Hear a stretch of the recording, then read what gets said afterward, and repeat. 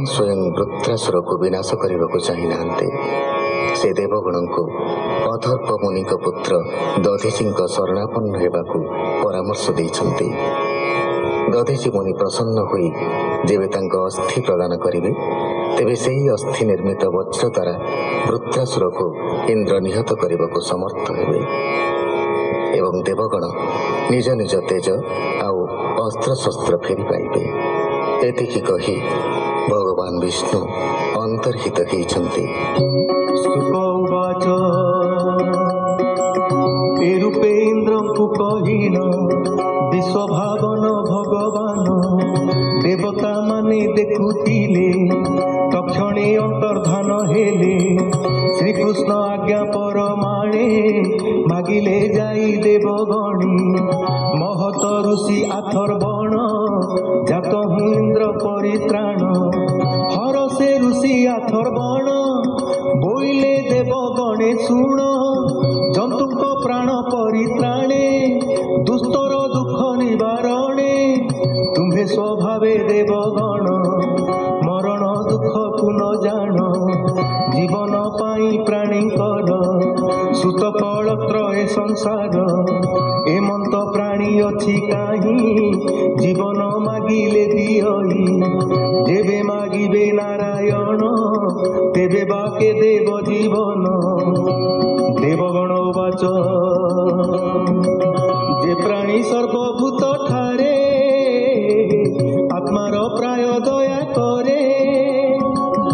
ईशत मात्रे देई प्राण करई प्राणी परित्राण तुम्भर प्राय पुण्य श्लोक जे अबा पुण्यवंत लोक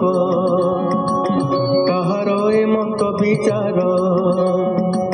से न जानई परापर अज्ञान प्राणी जेउ माने पर संकट जे न घेनी जाचन जा श्रेष्ठ लोकंकर केबे हे नहे हतादर।